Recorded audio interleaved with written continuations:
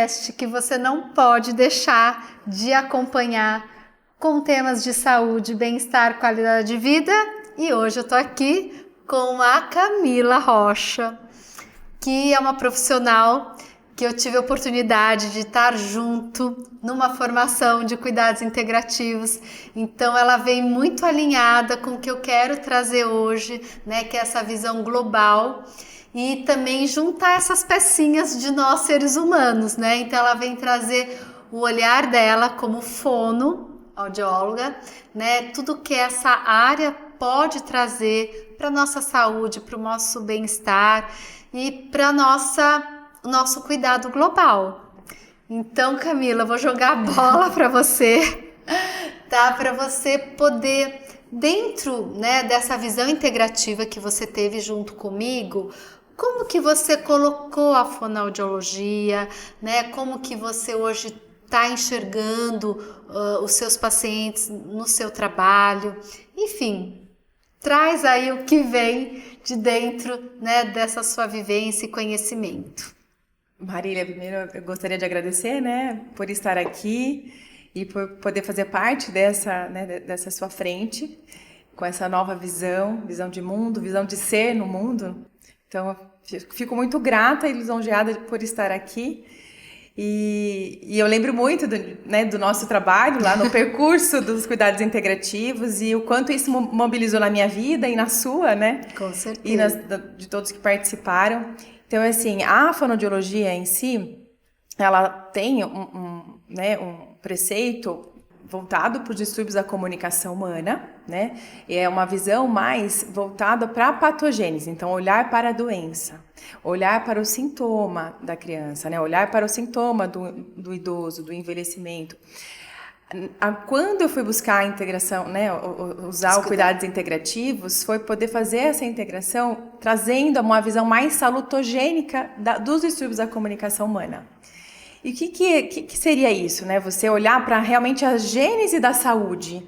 E é você passar para o seu paciente, mobilizar nele esses recursos internos de enfrentamento das suas dificuldades, de enfrentamento das suas adaptações, né? Então, assim, eu dou conta disso, né? Porque eu tenho esse sintoma, eu tenho essa manifestação, tenho essa dificuldade, mas também qual é o meu potencial, como que eu posso mudar essa dificuldade através do meu potencial. Então, é mais ou menos assim, você ter a dificuldade, né, ver essa dificuldade, mas enxergar várias possibilidades.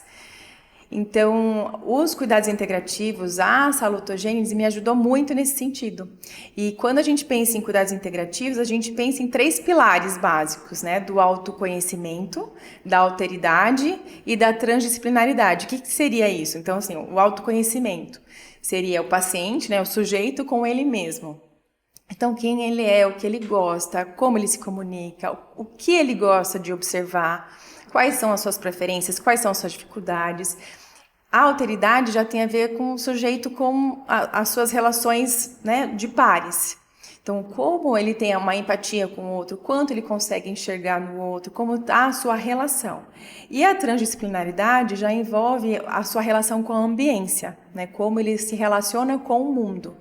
Com aquilo que... Então, sempre, a partir do momento que eu fiz essa formação, eu continuei lá com a equipe dos cuidados integrativos, então foi trazendo muito esse olhar. Então, quando eu atendo muito mais, falo, né, mais ao atendimento infantil, desenvolvimento infantil, mas quando eu falo com esses pais, a gente fala sobre as dificuldades, sobre os sintomas que a criança vem apresentando, mas também assim, eu faço a pergunta, o que é que o seu filho gosta de fazer? Qual é o potencial dele? E muitas vezes esses pais ficam assim, nossa, Camila, eu não consigo assim, identificar exatamente então, o que você mais ama nele. E aí a gente vai desmistificando essa visão do só olhar para a dificuldade, mas enxergar o potencial dessa criança. E começa a partir daí, né? Você está falando uma coisa que está me vindo algo na mente, né? Como isso pode ser uma motivação para a comunicação, né? Porque às vezes ele vai sentir a necessidade da comunicação quando ele quer expressar uma coisa que ele gosta, ou que ele queira. Então, como é tão importante a gente ter esse olhar inteiro do ser humano quando a gente vai tratar, que seja um sintoma, uma doença, ou até promover saúde, que é o que a integração traz. E outra coisa que outro dia me deu um despertar, né?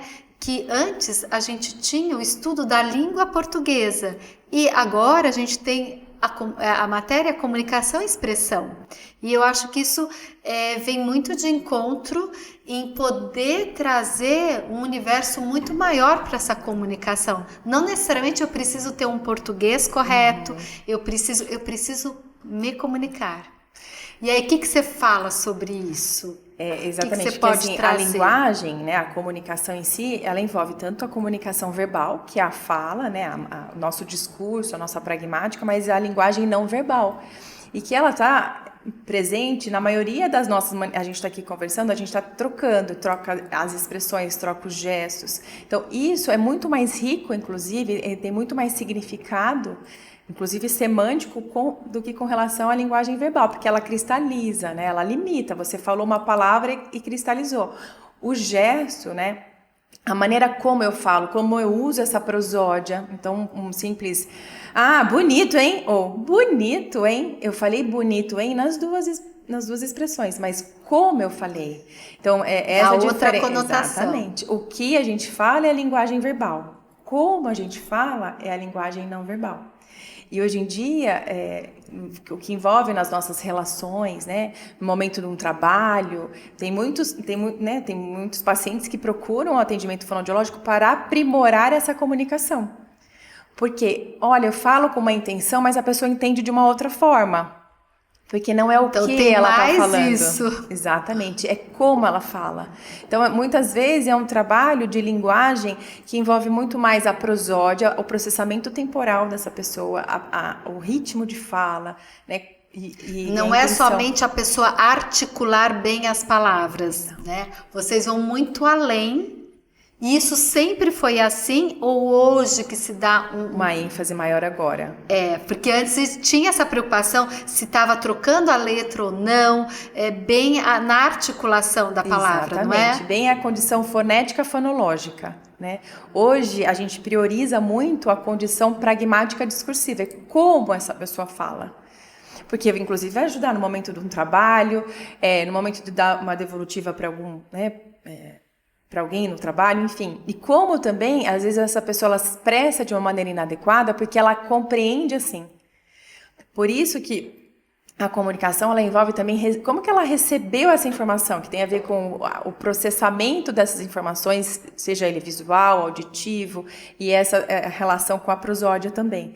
Então, tem várias áreas, né, da fonoaudiologia que não é puramente a questão articulatória, né, fonética, fonológica. Vamos instalar o ponto e o modo articulatório. Não é só isso. Então, quando, por exemplo, alguém chega e fala assim, olha, é atraso de fala. Então, na visão dos cuidados integrativos, a gente vai olhar quem é que está com atraso de fala. Então, por exemplo, é um autismo, né, um transtorno do espectro autista. É uma criança com transtorno, é uma criança com atraso, não é o atraso de fala, não é o distúrbio em si, mas é aquela pessoa que está com aquela qualidade naquele momento de comunicação. E é esse olhar mais amplo que você vai ter para poder intervir. Você vai tentar entender para ver a melhor forma de intervenção. Exatamente. Para conseguir a comunicação ou que ela, né, desenvolva a linguagem adequada. Primeiro é mostrar muito assim para esse olhar, tanto é que muitas vezes eu converso com pais e é só na entrevista, a criança nem precisa fazer a avaliação. Por quê? Mostrar para esses pais, olha como essa criança se comunica com você, porque vem com a ideia, né, de que ele não está falando. Por exemplo, meu filho não fala, ele não se comunica. Falar é uma coisa, comunicação é outra. Então tem crianças que se comunicam perfeitamente sem nenhuma linguagem verbal, sem nenhuma fala. Mas você sabe exatamente o que ela está sentindo, o que ela está pensando, o que ela quer, o que ela não quer. E é por toda essa comunicação não verbal. Então, às vezes, uma criança ela tem um hiperdesenvolvimento dessa área em detrimento dessa linguagem verbal. Sim. Porque todo mundo entende tanto que ela não tem o porquê se comunicar tanto verbalmente. E existe algumas ferramentas ou formas de você avaliar em que aspecto tem uma falha ou algo a desenvolver nesse processo de aquisição dessa linguagem, ou seja, dessa comunicação? Como que hoje o que pode ser feito? Dentro da fonoaudiologia, a gente passa por hierarquias, né? Na aquisição, seja na aquisição tanto da linguagem discursiva quanto na linguagem, né, do ponto e modo articulatório. Então, a gente consegue fazer esse quadro fonético-fonológico aonde a criança está parada. Então, de repente, uma criança de 4 anos tem um desenvolvimento oral da linguagem verbal de uma criança de 2 anos e meio, 3 anos. Mas quando a gente olha para esse olhar, né, mais integrativo, a gente vai saber assim como que é que ela de repente a criança, porque tem crianças que passam no atendimento comigo, eles falam muito e chegam em casa, eles não verbalizam. Então, assim, depende muito quem é essa criança e qual o interlocutor que essa criança, né, e mesmo com relação até à seletividade alimentar. Porque tem pais que falam, olha, em casa não come nada, aí vai para a escola, mudou o contexto, mudou a ambiência, mudou a condição transdisciplinar, a criança manifesta de uma outra forma. Então, você vê que não é a seletividade alimentar, é o que, né? Qual contexto. Ambiente o que é que está interferindo. E assim, é muito claro a gente identificar, ou pelo menos pensar sobre, que todo sintoma tem uma história. Então, interessante. Tem uma grande história. Então, às vezes, você vai perguntar lá para os pais como é que foi esse desenvolvimento infantil, como foi a gestação deles, né? Como foi a gestação deste filho. Então, muitas vezes, tem uma correlação nesse desenvolvimento, nessa manifestação. Até para exemplificar e para as pessoas terem uma ideia, você tem algum exemplo de algum caso que realmente você conseguiu identificar alguma coisa nesse processo de desenvolvimento e que a partir dessa compreensão você conseguiu reverter um quadro? Você tem assim um exemplo? Tem. Grande parte dos casos, quando a gente fala sobre a história, né, de vida dos pais, é mobilizado, então vem inclusive uma sensação, um sentimento, né, ou do pai ou da mãe. Eu passei por, porque assim, são tantos casos, mas, por exemplo, a criança ela não conseguia adquirir o K e o G, tá? Mas tinha uma linguagem verbal muito fluida, mas não fazia esse som. E quando a gente for olhar a história de vida da criança, ela nasceu com um circular de cordão. E para a mãe isso teve um impacto muito grande, porque ela pensou que a criança fosse morrer. Então ela tinha Quando a gente foi falar sobre a história da gestação e o nascimento da criança, ela trouxe esse fato aí eu salientei, olha, qual que é o som que a gente faz da constrição, né? Fez K, G. O que você percebe? Põe a mão em você. Nossa, é como se tivesse com algo sufocando, apertando. Falei assim, então vamos conversar sobre isso? Você pode falar, inclusive, com a sua criança, pode ser até dormindo. Você resolvendo isso, porque ela se sentia culpada por ter acontecido isso. E aí, com poucas sessões, a criança acabou. E ela voltou. Então, isso que é incrível, né? Quando você tem esse olhar integrativo, né? E entender que tudo está interligado, a parte emocional, a parte física, a parte espiritual, quer dizer, tudo tem que às vezes ser mobilizado e cuidado para que você tenha um resultado de um tratamento. Quer dizer, não adiantaria muitas vezes você ficar só passando exercícios né, de fala para ele, né? Isso teve que ser olhado, né? E não necessariamente precisa ser com a criança, às vezes só com a mãe. Porque eu trabalho em conjunto mesmo. Eu hoje, principalmente depois de ser mãe, né, a gente muda muito a postura, a conduta, o acolhimento com esses pais. Como a gente sabe que tem uma história por trás disso, né, e um sofrimento, porque quando os pais procuram é porque existe um sofrimento. Sim. Né? Então, e o sofrimento começa onde? Com os pais. Por isso que eles vão buscar, né, o fonoaudiólogo. Então, é o trabalho relacionado. Porque, inclusive, como manifesta no corpo da criança, eu trabalho muito com a questão de respiração e o toque, né? Vamos usar a respiração, uso muito a meditação. Então, usar também ferramentas da PICS, né, das práticas integrativas e complementares, não como um fim, mas como um meio para você conseguir acessar essa criança e fazer né, com que os pais reflitam sobre isso também. Sim. Então começa a fazer sentido. E eu tenho casos, por exemplo, Camila, enquanto eu não via, porque para ela o filho tinha uma apraxia de fala, uma dificuldade muito grande de fala, ou era do espectro autista. Eu falei, teu filho não tem nada disso. Ele não é do espectro autista. Não, mas vamos ver o potencial que ele tem. Olha, mas ele faz isso. Aí ela começou a enxergar, porque eu só via a dificuldade. Não fala. Não fala, é metódico. E aí começa a colocar em vários compartimentos, né? Começa a elencar e identificar como um diagnóstico específico. E não é bem isso, né? Então, na hora que eu comecei a falar para ela sobre a questão da potência que o filho dela tinha, e realmente hoje, por exemplo, ele fala de tudo, em questão de 2 anos teve alta, né, da fala, que não falava nada, e aí o quanto isso foi mobilizado com a mãe do potencial do seu filho, e ela fica muito emocionada porque ela fala assim, é só isso, era simples assim, eu enxergar quem ele é de verdade. Que é a questão do autoconhecimento, né? E aí, quando envolve filho, é o autoconhecimento do seu, né? Com as suas questões, e o autoconhecimento para com o seu filho. Quem ele é? Porque às vezes a gente idealiza, né? Tem um ideal de filho, né? De como ele poderia ser, e aí, de repente, não é.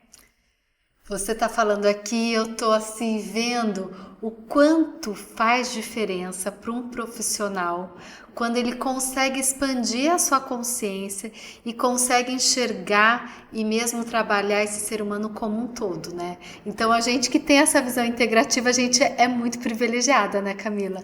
E realmente assim, como a gente tem mais ferramentas e tem mais possibilidades de conseguir um resultado ou, enfim, abre um outro leque de possibilidades de cura, né, e de melhora, e que muitas vezes não tem nada a ver com aquilo que já está sistematizado. Às vezes é tão simples, né?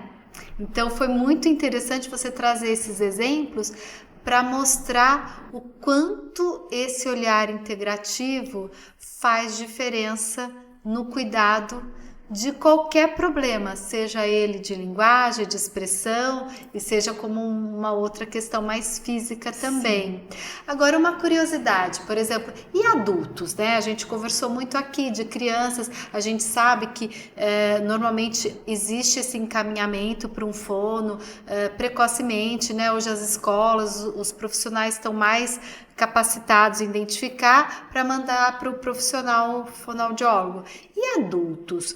O que normalmente você recebe? Quais seriam as queixas? Qual seria o papel do fonoaudiólogo, assim? Eu atendi muito, né, atendimento com adultos, hoje não atendo mais, mas existe uma demanda muito grande sobre todas as questões que envolvem o envelhecimento mesmo. A presbifonia, a alteração de fala, né, você vai perdendo a tua qualidade de projeção da voz, a presbiacusia, né, a sua perda auditiva, aí todas as outras preses, né, mas o deglutir, né, que tem a ver com a questão mesmo de coordenação dos órgãos fonoarticulatórios, memória, atenção, linguagem. Então, muitas vezes a gente fica sobrecarregado, né, o adulto que trabalha demais ou passou muito tempo sobrecarregado na hora de se colocar, me faltam palavras, então a gente chama como se fosse uma afasia, tem uma dificuldade de evocação, né, de palavras de uma maneira rápida. Então tem todo esse trabalho que envolve a área do fonoaudiólogo, a parte de motricidade, hoje tem a parte de estética facial, né, então a área de atuação agora se expandiu demais. Sim, eu, por exemplo, vejo muito esse olhar do envelhecimento e você falou uma coisa interessante, que hoje eu estava até conversando com uma paciente, por exemplo, pessoas que vão perdendo a audição e quanto isso reflete no desenvolvimento, às vezes até de Alzheimer, outras coisas, porque você vai diminuindo os estímulos, né? Você não ouvindo, você não verbalizando tanto, né? Porque você faz menos... vamos dizer, trocas, contatos, e como isso às vezes pode até potencializar um Alzheimer. Um Alzheimer, uma depressão. Sim. Né? Às vezes, a hora que a gente vai olhar a causa da depressão, é uma perda auditiva, porque ela não tinha mais essa interação social, porque nossa conversa também envolve as entrelinhas. Sim. É um simples... E aí vai perdendo essas sutilezas de linguagem e ela evita, né? A pessoa evita participar desses contextos. E aí acaba deprimindo mesmo. Então, olha, eu acho que é um tema para a gente trazer à tona, né? Porque realmente a fono, ela sempre ficou nesse olhar mais da doença e você está trazendo já esse olhar muito mais integrativo na criança, mas a gente ainda tem muito a se despertar, né, que é uma área que vai fazer parte de quem busca uma promoção de saúde, que busca também envelhecimento saudável, né? Então, assim, acho que foram já várias informações que eu acho que as pessoas já vão ter um outro olhar, né, sobre, no caso, mães que têm crianças com um atraso, entre aspas, né, de linguagem, mas também nessa comunicação e também dar uma atenção especial para por essa capacidade, esse potencial que nós seres humanos temos, que é o uso da linguagem, da comunicação, da expressão. Então, assim, Camila, você vai ter que voltar, porque a gente ainda tem muito que falar, mas eu acho que para um primeiro momento, acho que a gente trouxe um olhar diferente e mais inteiro para essas questões que envolvem a fonoaudiologia. Então, muito obrigada de você estar sentado e eu tenho um carinho especial porque a gente fez uma jornada juntas e realmente foi bastante transformador e uma virada de chave nas nossas vidas. E a gente fez isso juntas. Exatamente. Então, muito bom estar aqui agora, juntas novamente de uma outra forma. Obrigada. Eu que agradeço imensamente, Marília.